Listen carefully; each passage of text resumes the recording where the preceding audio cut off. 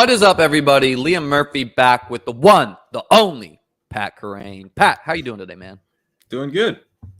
Pat, you are on the eve of going to the Fantasy Football Expo. Is that correct? The eve. I'm going there this afternoon, so I'm on the day. The hour eve, I guess. Yeah, the hour eve. Yeah. Well, that should be fun, man. I should have done that. You know, I'll try to get that next year. Are you playing flag football? That's what I want to know. I believe I am. Yeah, I think there's been we have a quarterback controversy. I think we're still trying to figure out. Well, I will buy a flight right this second if you need a quarterback, because not to brag, but quarterbacked my intramural team to a flag football championship. No, I think we have too many quarterbacks is the issue. We've got Lawrence Jackson, I think, is potentially playing quarterback, but Denny also might need to play quarterback because of an injury, I believe. So oh, yikes. Yeah. That's always rough when like my friend tore his ACL and he's like, I have to be quarterback. And it's oh, okay, dude, fine. Especially if they're not the top at it. Anyways, so today we're probably going to rip a draft, but the main thing I wanted to discuss is you released an excellent article over on NBCSportsEdge.com, and I want to discuss that article. And then the main thing I want to do is take away what are our takeaways for this year, and something that I thought we would do after you give us a synopsis of the article and whatnot is that we look at the winning draft board of my team last year, and we compare it to a draft board that I did last night. And we just observe. We're going to look at the takeaways of like, how has the draft landscape changed? And the key things I want to look at for that is where are the running backs going now? Where are the wide receivers, the tight ends, especially in the top rounds, the quarterbacks? And then where's the running back dead zone this year? Because you give some takeaways of things that you think you should do, but if the draft landscape is different, maybe that changes it. And you give a bunch of great stuff there. So how about I share? I don't even know what screen I should share. We'll share this screen first. We have your article up on stream. My guy Gabriel Davis is sitting there, so that's pretty nice. I used Kelsey as the cover picture, but yeah, no, this is a video. It must. This is a video. Joey B was there, so I'm gonna watch this later. It was like you and Roto Pat. All right, so is there anything you want me to scroll here through, or how about you just give us the synopsis? Sorry, my printer's going off right now. How about you just give us the synopsis of the article if you could? Yeah. So basically, I kind of talk about Pete's video at the top here, where he kind of kicked off the vibe of the summer by talking about week 17 is all that matters. Hayden did some research on week 17 correlation. Osmo did some research on, maybe we need to be looking at week 16 correlation too, but just sort of all the emphasis on the playoff weeks and how important it is to really build for the playoff weeks in mind. And with that, you can think about things like correlation. You can think about things like zero running back, which had lower advance rates last year per Pete's video, but it had the highest expected value of the running back strategies, including the hero running back, superhero running back, obviously robust running back, but also hyper fragile. It actually had the highest expected value overall because it performed better in the playoff weeks. Small sample, but the whole point of zero running back, right, is that you're worse in the beginning of the year and your team's sort of peaking at the end of the year because these running back guys are hitting now. And that's basically exactly what happened. The advance rates were worse, but the playoff rates were better. So I do think there's some evidence with zero running back with the idea of rookies. Amon-Ra St. Brown was the guy you needed last year, and that fit with research that Jack Miller did last year about rookies coming on late in the season. I'd also talked about rookies just being undervalued, rookie wide receivers specifically in just sort of undervalued in best ball generally because their average win rates are kind of whatever, but you would find these massive hits within that sample. So there's anyway a number of things that we've been kind of thinking about over the years that we kind of know will help us at the end of the season. And last year's results, I think, reinforced that idea. And we also know, given how top heavy the tournament is and how really all the money really is in week 17 in this tournament, and that the field size for week 17 has increased. Like even the Puppy 3 field in week 17 is now bigger than the Best Ball Mania field that you took down last year. So you need a lot of upside to win this tournament.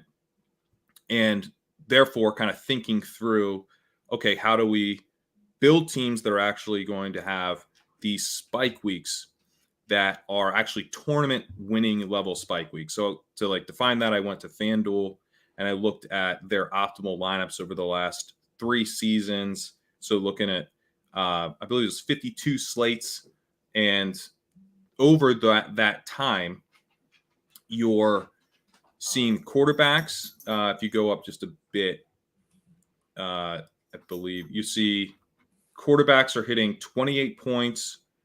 They hit this threshold in 100% of the optimal lineups. Running backs hit 20 points in 98% of the optimal lineups. Wide receivers hit the same 20 points in 99%. And tight ends hit 13 points in 98%. So pretty clean, kind of like playoff week winning, spike week type of measure.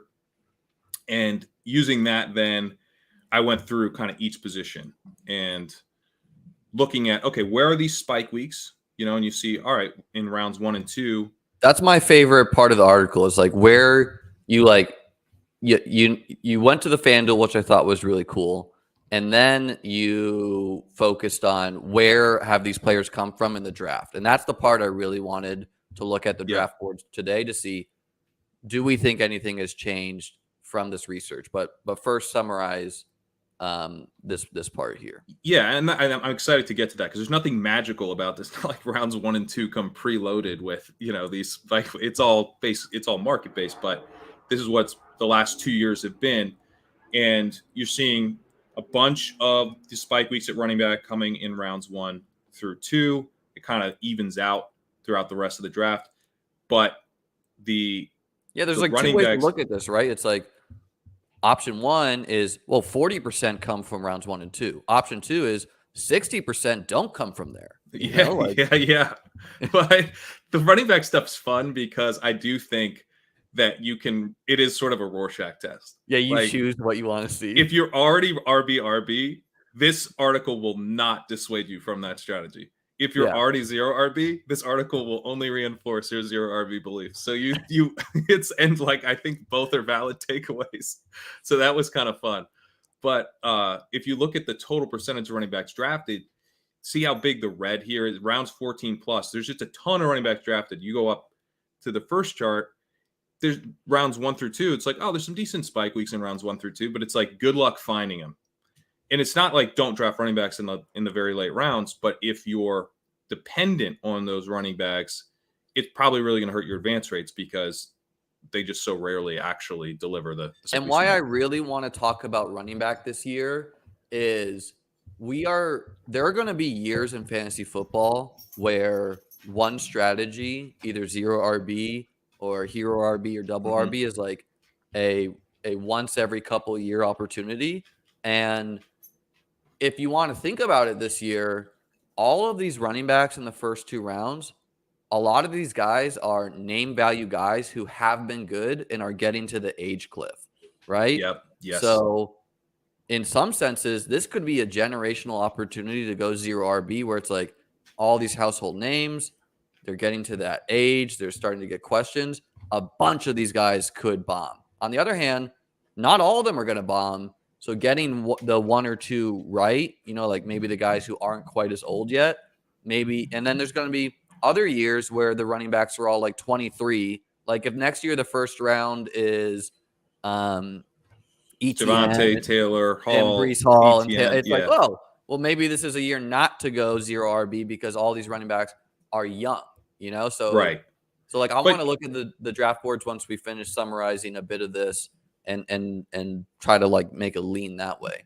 And we'll get to more of there's more charts on the running back coming, but I mean that point's really interesting as well. I'll bring that up when we get to the next running back charts. But if you move to wide receiver, you get a lot of wide receiver spike weeks in rounds 3 through 5. And 6 through 9 look pretty interesting. 10 to 13, not too bad. But and again, rounds 14 plus seem fine in terms of where the spike weeks are coming from. But when you look at where the wide receivers are drafted, you see there's really very few that get drafted in rounds 1 through 2. So the fact that you're seeing 17% of the spike weeks overall get drafted from rounds where only 6% of the wide receivers get drafted, those guys are carrying their weight and some. Well, and now it's different because we're getting more wide receivers in the first round. Yeah. So that might be interesting because maybe then we'll see rounds 3 through 5 be a little less powerful, which feels kind of right. It feels right? Because like I would say like the Mike Williams, the DJ Moore, the Terry, like a lot of these guys are getting kind of pushed up. They're more like 4th round picks like a year ago, I feel like. They were 5th round pick. Like these are the rounds where you used to be able to get, like you would just fade Mike Davis. You would fade Julio Jones at 32. You would fade some of these like clear, like no, to me type players. And we'll look at I don't think there's as many clear, obvious landmines at the top of drafts anymore, in my opinion. But we're gonna look at all that, and we're gonna see, like I think that like historical research, like you've done here, is one part of improving as a fantasy player. The hardest part that many people don't do is how to apply it this year, and that takes intuition. That takes kind of having skin in the game, having done this for a while too. For sure. At tight end, we can go to tight end here. The rounds, it kind of like, it looks fairly flat when you just look at where all the spike weeks are coming from. But if you see where the tight ends are drafted, it's a different story. 56% of the tight ends have been drafted over the last 2 years in rounds 14 plus. So yeah, you're looking at a lot of tight ends at the end of drafts. You're not getting really the spike weeks to go with that, but it's not like completely dead. Like if you look at running back or wide receiver, it looks a lot more daunting. And my intuition on that is that's going to be kind of random too, where it's like let's take last year, like Dalton Schultz, Dawson Knox, Rob Gronkowski, Gronk, Pat Freiermuth. Like there are a lot of really good tight ends that you hit on late. That's not necessarily a year-over-year thing to expect. Like, well, yeah, that's probably true. Although I think the bar is lower for what counts as a spike week at tight end. It's only 13 points, and we have seen, like we saw Logan Thomas emerge 2 years ago from the very, very end of drafts. Like, I mean, he might have been on. I'd have to track, but he might have been undrafted in a lot of these, and I think you do see, because like what a tight end in real life needs to do to become a spike week producer is like also not that high of a bar. Like I'm not a huge Dawson Knox fan as far as the talent goes, but he secured all of the routes on the Bills.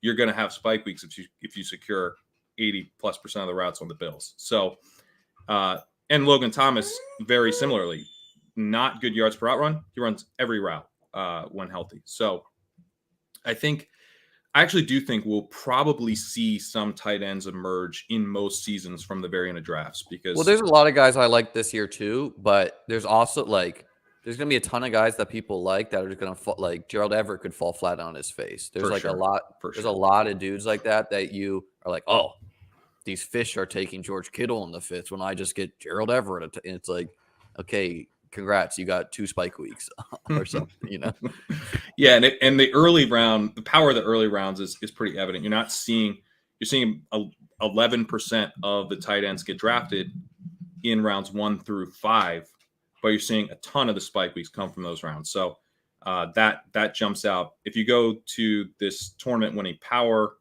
I charted out the actual Z scores of the spike weeks, because so far we've been just like a spike week is a spike week, right? Devin Singletary's 23 points in week 17 is the same as Jamar Chase's 50.1 points. I mean, those obviously aren't the same.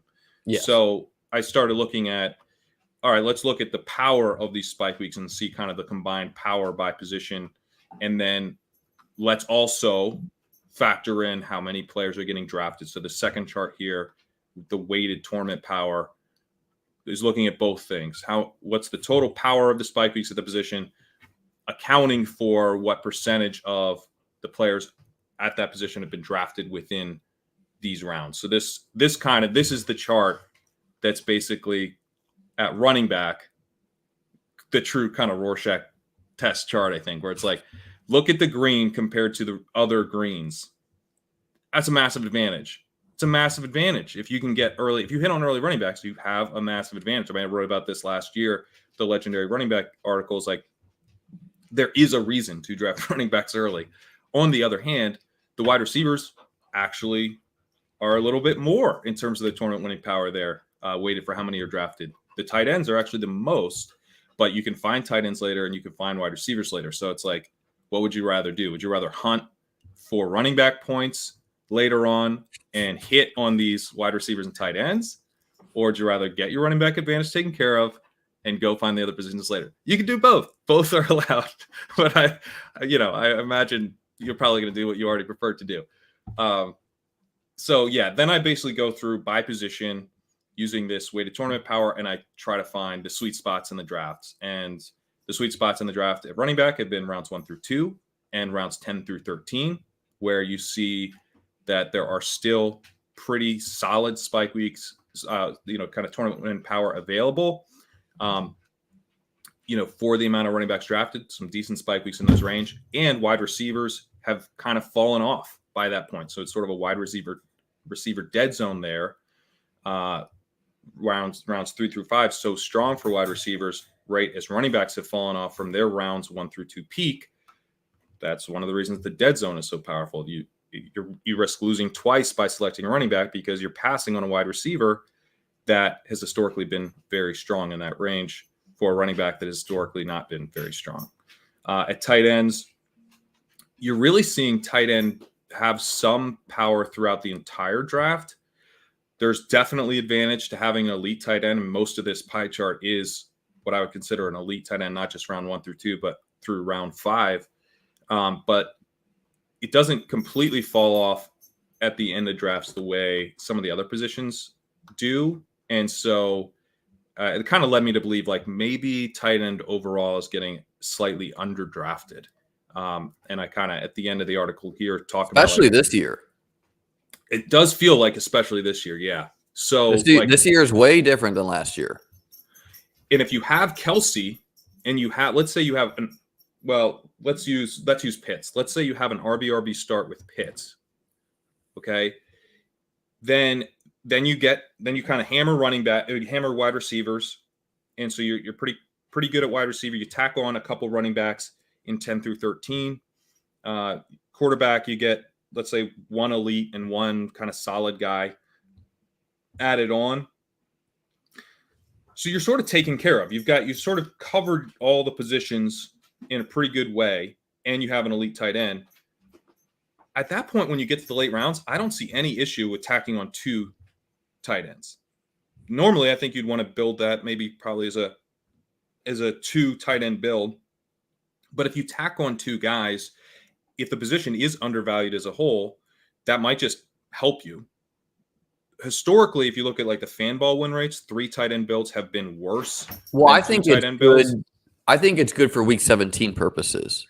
Yeah, that's really where it might help you. Yeah, and I don't think enough people think through that frame of mind of like, if I make week 17, what do I want to be able to win money? Which I try to do always. And so like the 2 extra tight end helps because, and we'll talk on the elite tight end too, because I've spoken on this quite a bit, and I know what the data shows, but I know what in theory feels right too. And double elite tight end or elite tight end with 2 late, they both make sense. Let's do the elite with 2 late. So Kelsey and whoever 2 late. It makes sense because if Kelsey gets you to the finals, great. And then you have 2 spots at a really high variance position to get leverage on the field. That's the main appeal. Or one of those tight ends gets Kelsey to the finals. Gets Kelsey to the finals, which I think is pretty plausible. Like we see, in DFS, like paying up for tight end is a scary prospect because, in DraftKings and stuff, you can get these punt tight ends that, if they get a touchdown, you're like, now you really need a lot from Kelsey. And, Kelsey might have like 2, 3, 4 weeks where he does nothing, but then that 1 week where he crushes, you really do need him.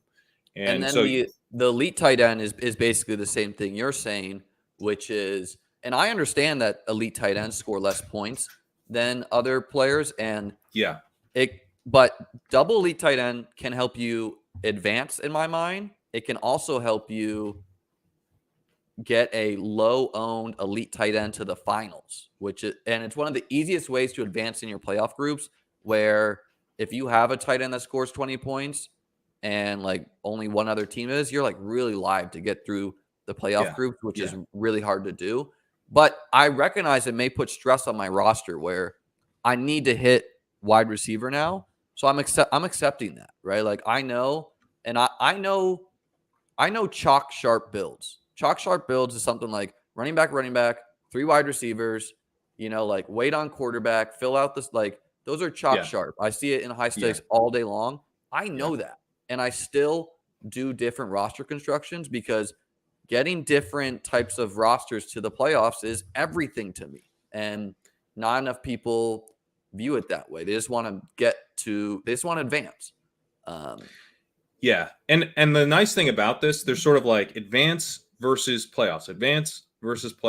A lot of the stuff that I end up recommending in this article improves your advance rates. So it's like it's not, it's not winning the playoffs at the cost of advancing. Like if you build strong teams, if you build teams that are finding the pockets of this year's draft where these spike week producers are, guess what? Spike weeks are going to help you make the playoffs in the first place because they're going to score a ton of points. So they're going to actually hit your lineup every week in the best ball scoring. So for the most part, I think this stuff is just good. But there are some stuff around the margins, like 3 tight ends probably will hurt it didn't last year, but I would imagine, given what we've seen over on FanBall over a larger sample, 7-year sample, that it probably will hurt your advance rates a little bit. But agreed. But maybe it helps you get a guy through, as we talked about, or and that's how I strictly think about it. And I think too many sharp people, like Davis and I were talking about this, they're like, no, what happens often is it's so chaotic, it's so hard to predict that people want to throw up their hands and like they want to shame you for trying to work a 1% edge. Like for example, I was part of the thesis of me being high on Chris Carson and Rashad Penny last year is they played the Lions week 17.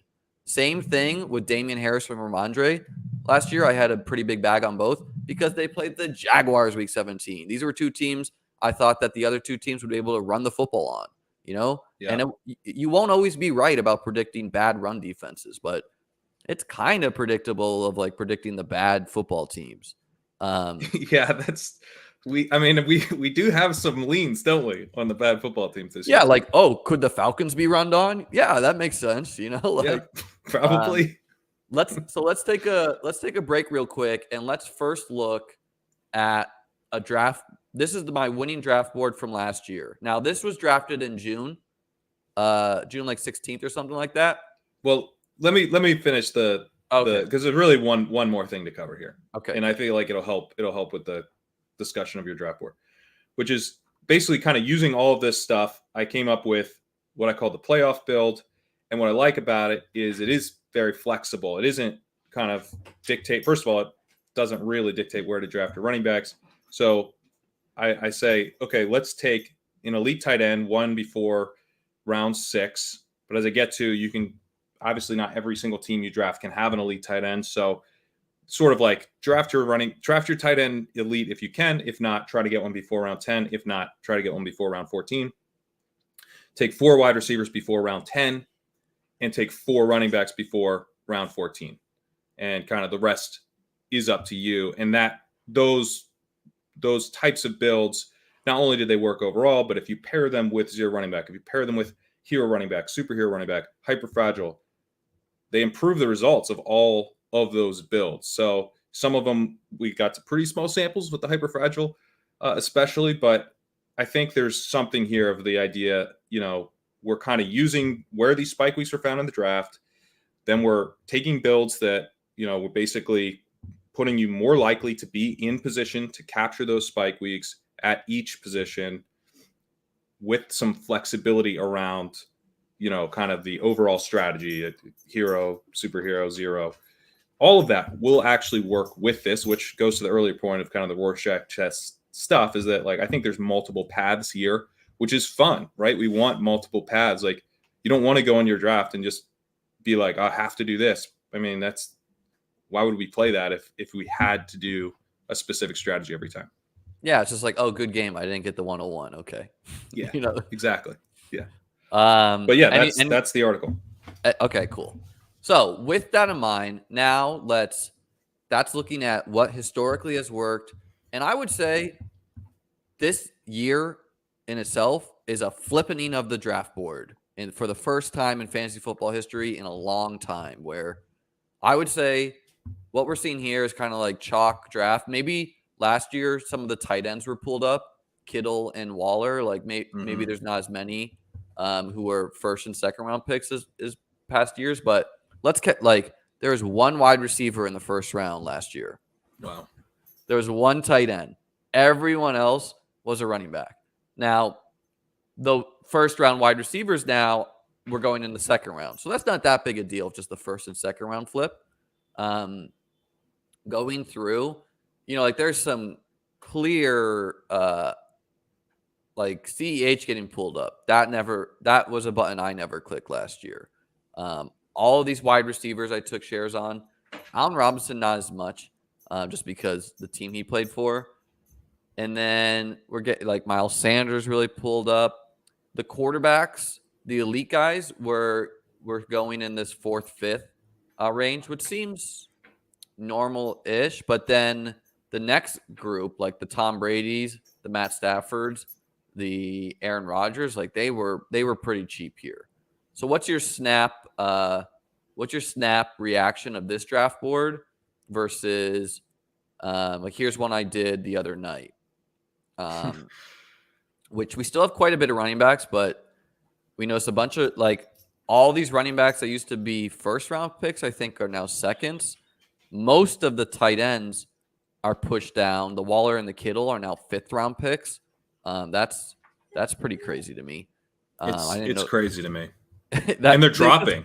Feels way I'm wrong. getting Waller in the 5th now. I used to be like, if I had the 503, I'd be like, maybe I'll pass on Andrews here in the 2nd because I'm drafting the 103. Pass on Andrews in the 2nd. Pass on Pitts in the 3rd. Pass on Waller in the 4th because I'm like, I'll get Kittle in the 5th. That feels like the best value. Sometimes I take Waller, but now I'm like, if I'm at the 505, I might get Waller. So it just seems kind of nuts right now. So I'm really zooming out here just so we can kind of clearly see this. Obviously, you won't be able to see the individual players, but more so the color coding. The quarterbacks this year are also the elite guys are going higher than in years past. Except for Kyler Murray, who routinely seems to be falling. He's in the 6th now. It's real weird. It feels way wrong. I have infinite Kyler Murray in high stakes. I have tried to backdoor stack Kyler Murray so many times because what happens is I'll go Kelsey with Rondale, and I don't really take Ertz. I think I've taken Ertz once in 100 drafts. So yeah, it's basically Rondale and AJ Green is how you backdoor stack it, but it gets gross if you miss Rondale. And then it's well, I'll tackle on Eno. I probably have 4 Kyler, AJ Green, Eno teams because I just got boxed out. I think one of them doesn't even have AJ Green.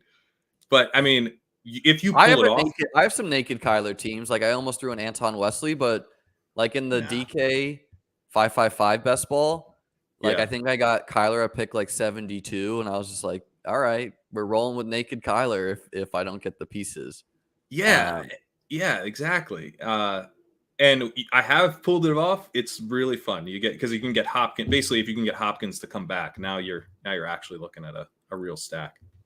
So I'm struggling to size these appropriately to see everything, but anything else we're seeing this year to me also seems like a year that double elite tight end is better than in years past because whoever you take, Andrews, Kelsey in the 1st, you also can throw on a Waller, Kittle, Schultz, you're not really sacrificing. You're not sacrificing what you sacrificed in years past. Like I think that's probably right, because if you think about it, like overall, right, the wide receivers are going earlier. There's not necessarily more wide receivers that we want than last year, and we're seeing a lot more wide receivers in the first 2 rounds, which is going to pull value out of rounds 3 through 5, which is definitely what it feels like. When you get to round 5, there's not a ton of wide receivers I like.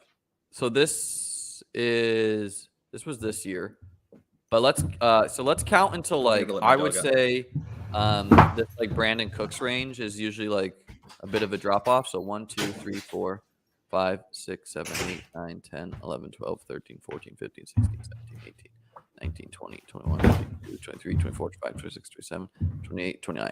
So there's 29 receivers before pick 58 in today's draft landscape. Let's check here. Be nice if they had a little thing on the corner that told you. Yeah, that would be, or I could have done the research before. So 1, 2, 3, 4, 5, 6, 7, 8, 9, 10, 11, 12, 13, 14, 15, 16, 17, 18, 19, 20, 21, 22, 23, 24, 25, 26, 27, 28, 29, I guess we'll count. So that is the same, right? Did I say 29 before? I think you said 28. And yeah. But how about something's different. Something is still different. Like maybe it's the amount of running backs going early now. Like that. Like where did Mike Davis go? Like this was a clear bad pick to me last year. So were the like name value guys that just were getting the name value treatment. Zeke, Kamara, with changing offenses and getting older. I don't know what do you any takeaways? If you think about it, well, so there's the same amount of receivers. Not all of them are necessarily targets for you, and if you have a bunch of running backs going in round 1 and 2, and it pushes them into rounds 3 through 5, one of the guys you actually like is, it's definitely going to be there in round 3, probably going to be there around 4. Round 5, probably still pretty solid. It's like here, it's like more stretched out. So, a lot of the wide receivers that I like, are kind of gone by the time we get to round 5. I've started taking a little more Cooks. I also feel like this year, the market, like in years past, Amari Cooper maybe would have just been a 3rd round pick because it's Amari Cooper. And this year, the market is more comfortable being like, Michael Pittman's going to make that jump. Mike Williams is going to make that jump. Gabriel Davis is going to make that jump. Yes. Where a lot more people are comfortable with saying this is the future at the position. Guys, if you're in the chat too and you notice any takeaways we're missing in our snap reactions, let us know. But if we're right that maybe round 5 is less interesting in terms of wide receiver than it has been, then it would make sense that tight ends, which arguably it's better. Like, look, Kenny Galladay was a pick last year. I guess Julio that's Jones. Oh no, that's a 5th. My bad. Julio T. Jones, Higgins on the 4 or 5 turn. Kenny Galladay. Yeah, T. Higgins was really cheap last year. Like people were not comfortable projecting in years past. Whereas, yeah, you're right. Like, who is a Julio or Kenny Galladay in this draft landscape? Maybe if he actually is dust, Allen Robinson is a name, but like he's an exciting button to me. Maybe Michael Thomas if he's not actually back, but other than that, it's like young studs who we generally like. Yeah, that's an interesting note. Because I like Bateman. I like Amon-Ra St. Brown. But some of these guys, maybe some of these guys are Visca, because Visca was going in the 5th, got steamed. We're all trying to figure out who did this. So there was some definite kind of second-year breakout steam guys last year as well. And I think, Amon-Ra St. Brown has the potential to be a guy who doesn't doesn't hit because he's a day 3 guy who we're drafting because he had an incredible end of last season with everyone hurt, and now they have additional target competition. I am drafting him, but certainly there's risk. Like Darnell Robbie Mooney Anderson, strikes me as a somewhat risky pick. Robbie Anderson went 2 picks after Debo last year. Wow. I don't feel that way about. Like, I feel good about the wide receivers from Sky Moore and above in today's draft landscape. You always have Garrett Wilson as a backstop. Yeah, almost all. Yeah, sure. You could throw in take your pick. There's like a couple guys. Like, I like Russell Gage. Not everyone does, but in general, we're not just taking veterans just because they're a veteran name anymore. Yeah. And like Chase Claypool goes right here, attach an old Ben Roethlisberger. And I was clicking that. Like, I took Chase Claypool, No, I've taken him. I've kind of cooled off because you're talking last year. Last year. No, yeah, I took him last year. I've taken him this year. I've not been taking as much this year, maybe because I've kind of cooled off this year. Yeah. Burned. I'm starting to get pretty nervous about Pittsburgh.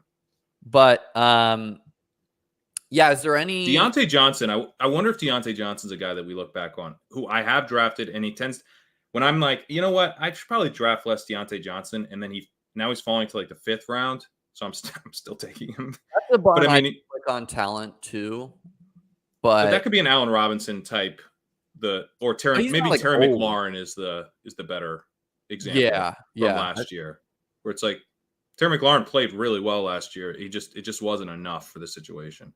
And then it's kind of looking like a bunch of running backs either got pulled up last year compared to this year or pushed down. Like this Kareem Hunt, Myles Gaskin, Javonte, like this feels like it's now in the 9 and 10s, not the 6 and 7s, Yes. Agreed. Like the Gus Edwards, Latavius Murray, like this is kind of a gross range of player. AJ Dillon, it's shocking he was so cheap. Like obviously there were some smashes here, James Conner, Leonard Fournette, AJ Dillon, but if we look at like today's draft landscape, like the names you're getting there, Elijah Mitchell, Gibson, AJ Dillon, Josh Jacobs, even Tony Pollard, like the names you're taking the 6-7 compared to the names you were taking in the 6-7 here, like feels like this is the running back dead zone of history's past. Is here where that used to be whatever this range here. Yeah, you used to have to pass on Deebo Samuel, a breakout like that, to take some guaranteed touches at running back that didn't actually help you that much. Massive opportunity cost, create a massive disadvantage once the other guy found Deebo. But now you're passing on like a potential rookie breakout or something that's a little less. Yeah, you're passing on like Robert Woods, or you're passing on Treylon Burks to like get this range. Yeah. And then like the 9-10 range of like running backs, like this like Damian Pierce or even Henderson to whatever James Cook range, who like these running backs went a bit more expensive in this draft than is typical. Like Chase Edmonds is usually not going in the 80s. I don't think these guys. Chase Edmonds in the 9th now. Yeah, he used 8-9. Well, this was a draft the other night, but these guys used to be in the 10th. But like world difference of Gus Edwards, Latavius Murray, Zach Moss, Jamal Williams, like David Johnson.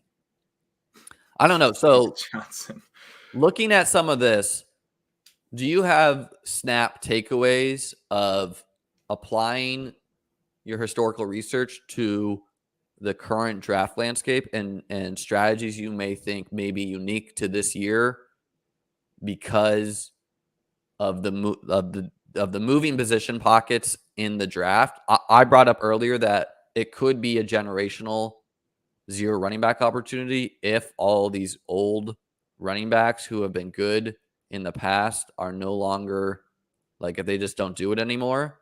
And And it's like, although that could also be a historic opportunity, not just zero running back, because this is the point I was going to mention earlier. Hero running back, superhero running back. What if it's Jonathan Taylor and Javonte Williams, or CMC and Kamara, like two. Yeah, if there's a massive, if basically a lot of the earlier on running backs get wiped out, the whole point of taking earlier on running backs is the positional advantage. And if you have kind of two of the last guys standing, now, I mean, you really might need that start. Like that start might get you through to week 17. Now you're going to need to be differentiated some way if that plays out that way once you get to week 17. But I mean, if there's basically like 3 good early running back picks and you've got 2 of them, I mean, that is a huge, huge advantage. So I think that is one of the things I'm thinking about this year. There's 2 trains of thoughts, right? Like you can go 0 RB and really you're just going to be competing with whoever does hit the 2 nut running backs. And maybe it's just you and them competing and everyone else is dust as far as advancing. Or you can take the risk that you get the 2 expensive running backs, or like, I don't know, like let's look at where Breece Hall and like Breece Hall in the 4th. Sometimes I got him in the 5th the other day. Even I did too. Like who goes in the Miles Sanders was a 4th. David Montgomery was a 4th. Josh Jacobs, Mike Davis. Like the quality of waiting on that second running back or first running back is way different. Where was Javonte last year in this? In this one, he went in the 6th. Wow. This was a draft in June, though. Yep. To me, Breece actually feels like slightly more expensive than Javonte. But it feels like his competition is weaker. Like I think, maybe not realistically, but the market has decided Michael Carter is not as much of a threat as Melvin Gordon, because let's look at where both of those players went. Melvin Gordon went in the 9th. Michael Carter goes in the 12th, 13th. Like 13th now. Yeah. So like the market has decided that Michael Carter is less of a threat, whether that's true or not. And I think to some extent that is true. Like they're not going to have, Melvin Gordon as kind of a 1A, or Michael Carter won't be a Melvin Gordon type 1A at any point in the season.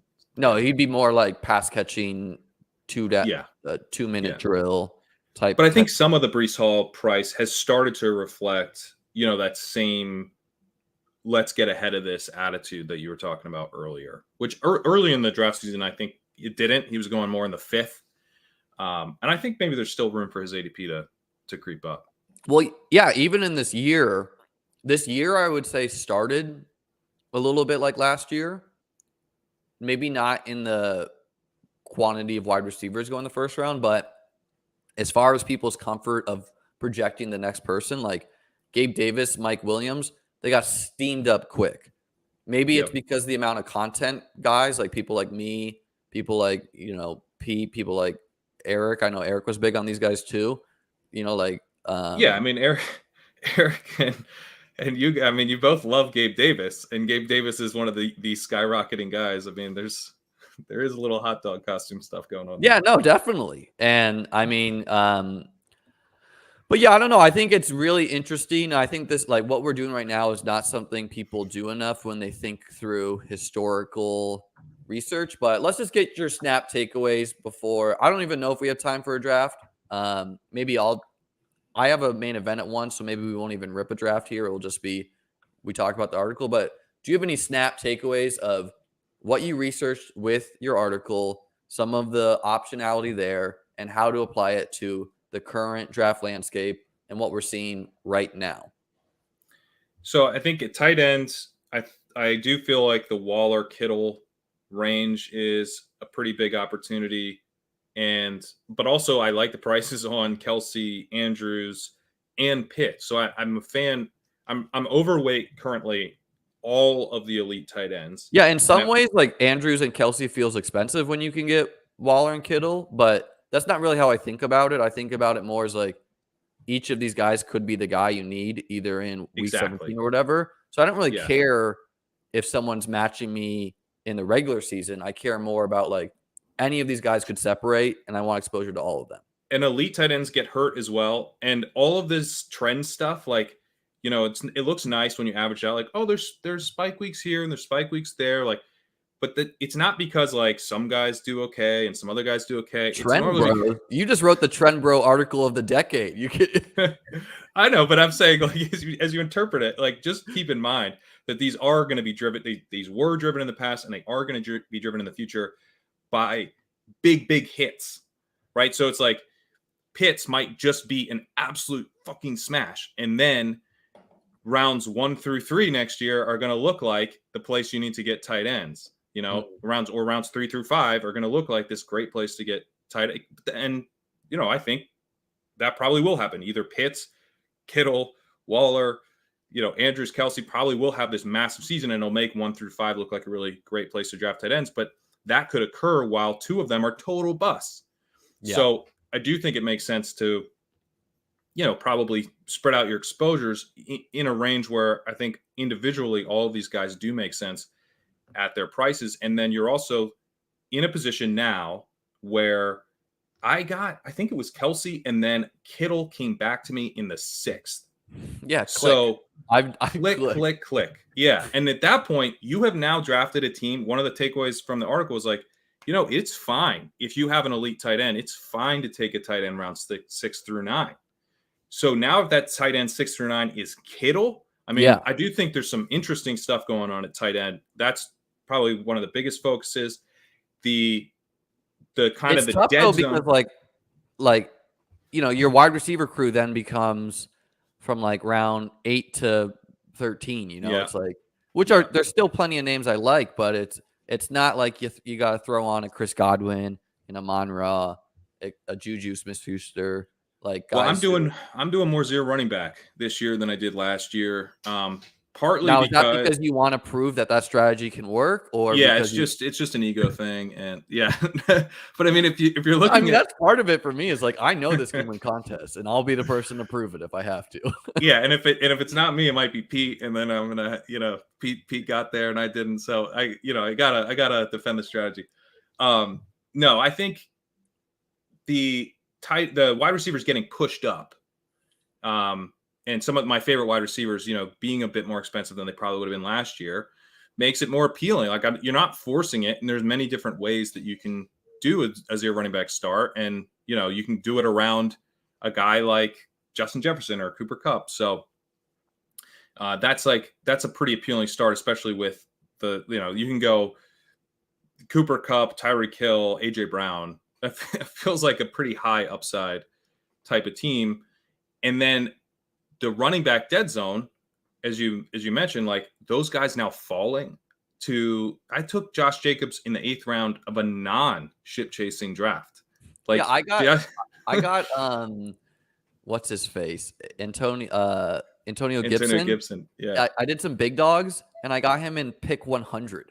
Yeah, dude. So that is an interesting. I mean, there is not much opportunity cost there, and like Leone always talks about, you need to have usable weeks at the running back position. One of the big takeaways for me in terms of the article is like, I have probably burned too many teams this year by not taking running backs early enough. And I don't mean at the top of drafts. I mean, my RB3 was in round 14, or my RB4 was in round 15 or 16. Like, that's probably just bad.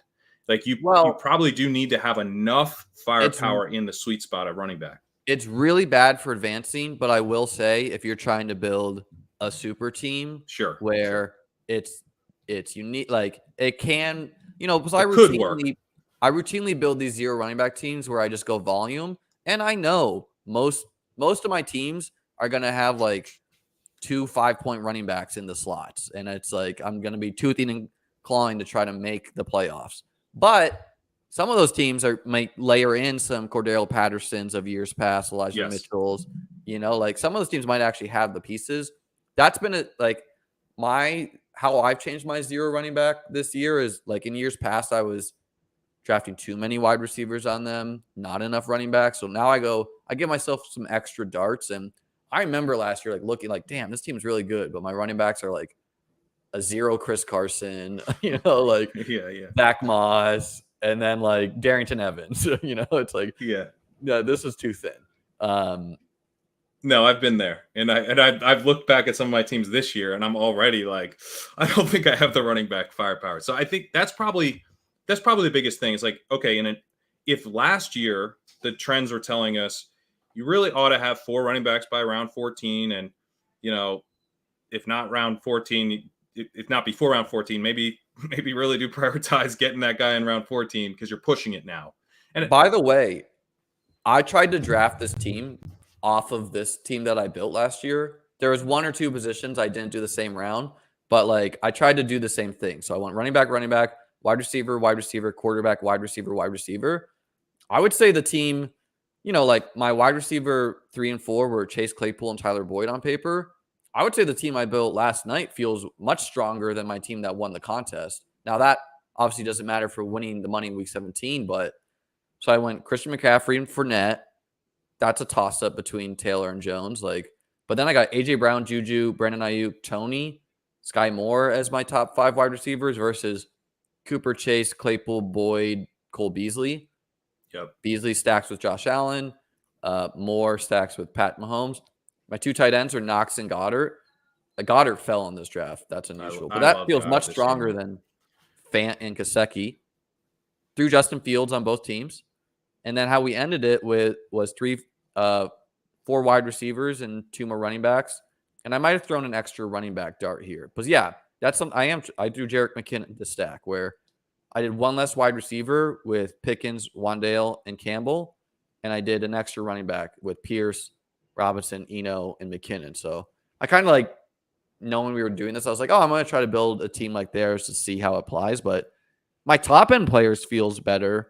Did I hit on Amon-Ra and Penny in this group? Maybe. I would say Damien.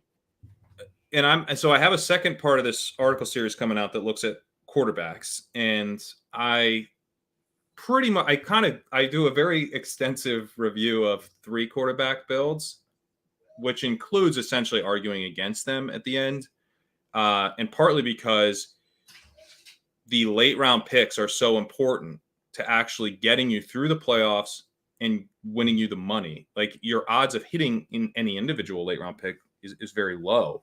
But I was looking at your team last year, and it wasn't just Amon-Ra and Penny. You also had Jeff Wilson. You also had these guys. I think you had Marcus Valdes-Scantling. I think every single one of your last 6 picks last season, except for Diami, contributed a meaningful week in the playoffs. So 5 of your last 6 picks. So these aren't like you didn't get there like because you crushed the early part. You got there because you crushed the last 6 rounds. That's actually what won the money. Yeah, so exactly. It was having Chase and then Jeff Wilson. Like Jeff Wilson, I kept drafting after injury purely for knowing that the field would not be drafting him. And he was like still a good football player, played for the 49ers. And then I got unlucky technically that Elijah Mitchell returned for week 17. I was like, right. I might have and like Jeff Wilson was like the amount of playoff teams that had Jeff Wilson was me, like no one else had him. And then MBS got way more expensive over the summer. That was a button I clicked all the time. I had like 13% Penny, so quite a big bag there. But yeah, you're right. Like, and my tight ends, they did enough last year. They both contributed like 100 points. And it really, like week 17 was probably my highest spike week at the tight end position when Fant got in that end zone.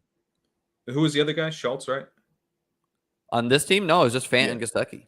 Oh, Gesicki, that's right. So this is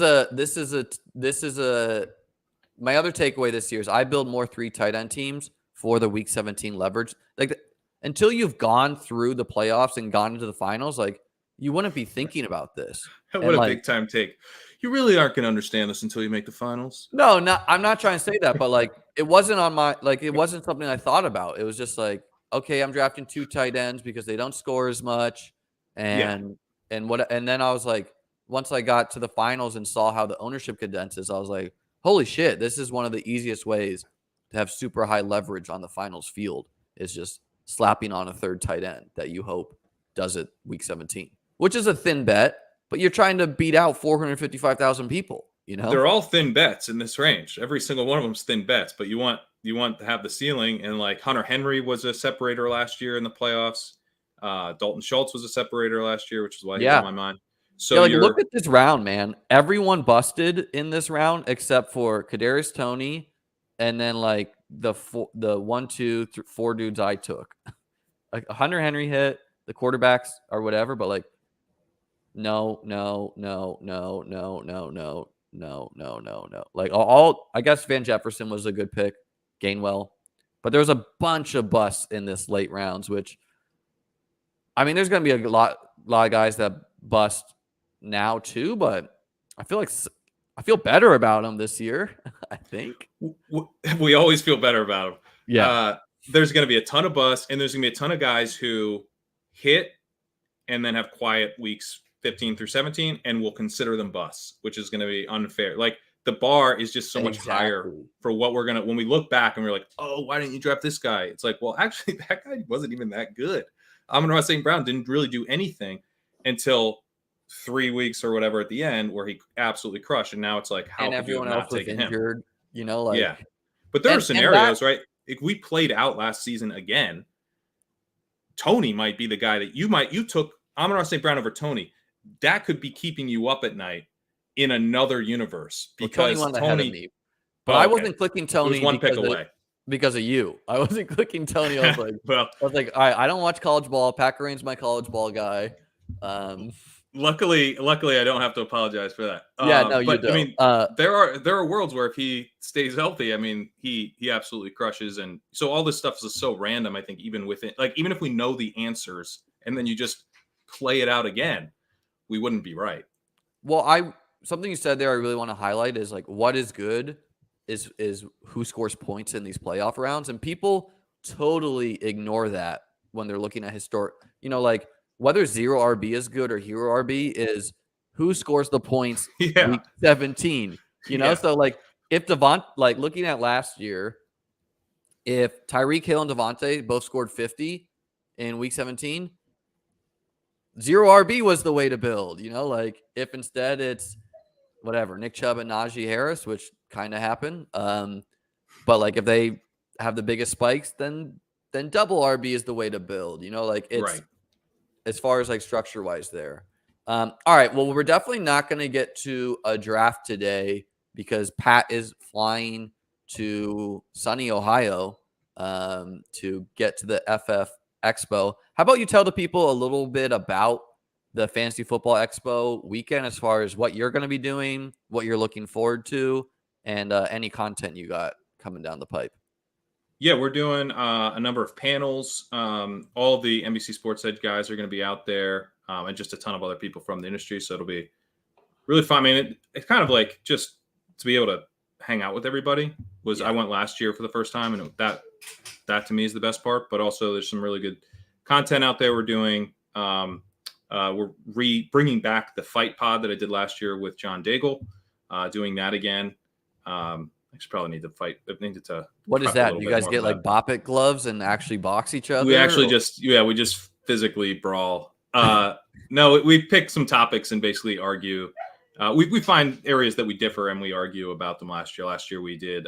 Last year, hilariously, we argued between Antonio Gibson and Clyde Edwards-Helaire. So hopefully, but we also argue between Chase Edmonds and James Conner. So there's, there was some helpful debate where there were actually right answers. But yeah, we'll be doing that again. And I mean, if you have a chance to get out there this year or next year, I'd recommend it. Shout out to sunny Ohio. This is a good comment. Yeah. I mean, but the point I'm trying to make here is the advance rates in the market has changed. And I don't think enough people think about that or chat about that. Well, that's sort of any other closing things you want to say on what we've discussed today? Well, I mean, to that comment, that was one of the reasons I did this analysis this way is like, you do want to think about, I'm looking at these weeks, and some of these weeks happened in week 3 and week 5 and week 7. It didn't actually win anybody any huge money because it happened too early, but just trying to figure out like, where are these weeks coming from? Obviously, then you need to hit on the guys who have the weeks and hit on the guys who have the weeks in the right weeks. So it's all very difficult, but we're trying to win a lot of money here. It's going to be tough. Did you look at, because this is something I've wondered, did you look at when in the season the points typically come? Because I would say there's two theories that make sense. Running back points can spike later in the season as wintry conditions come in, or running backs could kind of slow down as they've been beaten up all year, so they have less of a ceiling week later. I just don't think, I only have 2 years, so I tried to kind of get into that. I just started to look like super noisy. So I don't think I have enough. We just don't.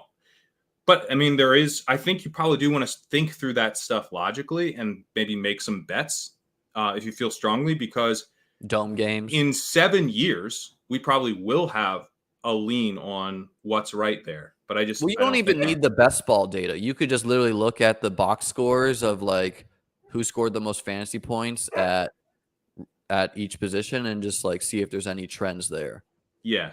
And I do think Kyle points out picking young guys, picking rookies, that is something that we do think will and has shown an ability to actually have our teams be peaking at the end. I mean, we brought on Sean Siegel on ship chasing Wednesday night, and that's basically his strategy is basically like, I'm going to build teams that are designed to get better over the course of the season.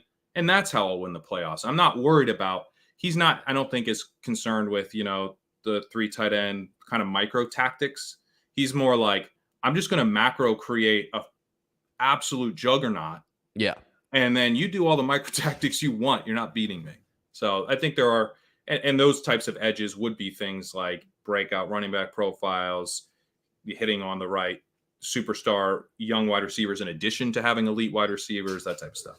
Yeah. And I mean, as far as like the 3rd tight end micro strategy, week 17 purpose, like Sean's not wrong where it's like, if I had Mark Andrews, I also would have won the contest.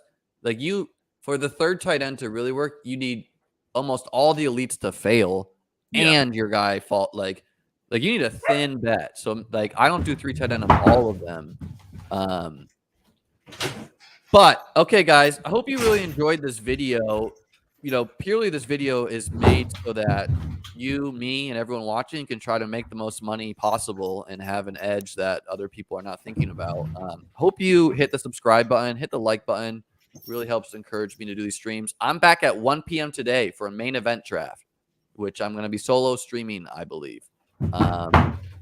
So I think I pulled the 109, 108, something like that.